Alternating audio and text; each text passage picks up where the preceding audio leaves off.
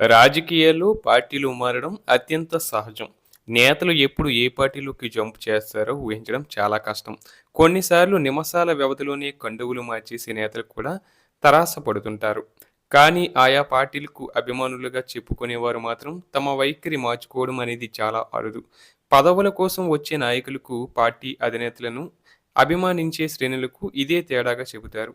అయితే ఇప్పుడు విపక్షం వైసీపీ మాత్రం ఒక అరుదైన సమస్యతో ఇబ్బంది పడుతున్నట్లు పరిశీలకులు వ్యాఖ్యానించారు. అధికారం కోల్పోయిన తర్వాత ఆ పార్టీని వదిలి ఎందరో నేతలు వెళ్లిపోయారు. కార్యకర్తలు మాత్రం రెండేళ్లుగా అధినేతపై నమ్మకంతో పార్టీపై అభిమానంతోనే కొనసాగుతున్నారు. అయితే ఇప్పుడు ఈ పరిస్థితిలో కూడా మార్పు వస్తుందా అనే అనుమానాలు వ్యక్తమవుతున్నాయి. మాజీ ముఖ్యమంత్రి వైఎస్ జగన్మోహన్ రెడ్డికి అభిమానిగా చెప్పుకుంటున్న దళిత నేత బోరుగడ్డ అనిల్ కుమార్ తాడేపల్లిలో వైసీపీ కేంద్ర కార్యాలయం ఎదుట ఆందోళన చేయడం చర్చనీయాంశంగా మారింది. వైసీపీ సానుభూతిపరుడనని అంటూ గతంలో చేసిన రచ్చ కారణంగా ఆయనను పార్టీ దూరం పెట్టిందని భావిస్తున్న బోరుగడ్డ సడన్గా ఎంట్రీ ఇవ్వడం, అధినేత జగన్ ఇంటి ముందు బైఠాయించడమే అనేక అనుమానాలకు తావిస్తుంది. పార్టీ అతడిని దూరం పెట్టినా అతడు పార్టీకి దూరమైన జగన్ అభిమాని ఒకరు దూరమయ్యారనే అంశమే ఇక్కడ హాట్ టాపిక్ అవుతుంది.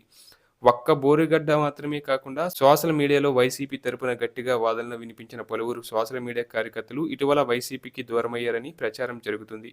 ఇటువంటి వారిలో సోషల్ మీడియా విశ్లేషకులుగా భావిస్తున్న కేఎస్ ప్రసాద్, అలాగే ప్రముఖ న్యాయవాది జాడా శ్రావణ్ కుమార్ తదితరుల పేర్లు ఎక్కువగా వినిపిస్తున్నాయని పరిశీలకులు వ్యాఖ్యానిస్తున్నారు. కూటమిపై అసంతృప్తితో వైసీపీకి దగ్గరైన న్యాయవాది జాడా శ్రావణ్ కుమార్ ఇటీవల చోటు చేసుకున్న పరిణామాలతో వైసీపీతో కూడా ఏడం జరిగినట్లు కనిపిస్తుందని పరిశీలకులు అంటున్నారు.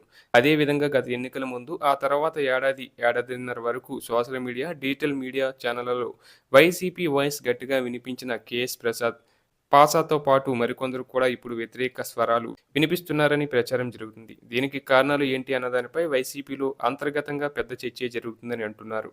సోషల్ మీడియా ప్రభావం ఎక్కువగా ఉన్న ఈ రోజుల్లో ప్రతి పార్టీ గాలాన్ని వినిపించే వారిని ఎక్కువగా మోహరిస్తుంటే వైసీపీలో మాత్రం ఒకప్పుడు పార్టీకి వెన్నుదన్నుగా ఉన్నవారు దూరం అవుతున్న పరిస్థితి కనిపిస్తుందని అంటున్నారు. ఇక వైసీపీకి అనుకూలంగా చెబుతున్న కొన్ని వెబ్సైట్లలో కూడా ఇటీవల పార్టీ అధినేత జగన్ రెడ్డికి వ్యతిరేకంగా కథనాలు వస్తున్న విషయాన్ని పరిశీలకులు ఎత్తి చూపిస్తున్నారు. ప్రధానంగా మాజీ మంత్రి సిదిరి అప్పలరాజు అరెస్టు విషయంలో జగన్ స్పందించిన తీరుపై వైసీపీ అనుకూల వెబ్సైట్లు, సోషల్ మీడియా ప్లాట్ఫామ్లలో అభ్యంతరాలు వ్యక్తమవుతున్నట్లు చెబుతున్నారు. అయితే వైసీపీలో పరిస్థితి ఎందుకిలా మారిందని ఇప్పుడు పెద్ద చర్చకు దారితీస్తుంది. దీనిపై వైసీపీ అధిష్టానం కూడా దృష్టి సారించాల్సిన అవసరం ఉందని పరిశీలకులు వ్యాఖ్యానిస్తున్నారు.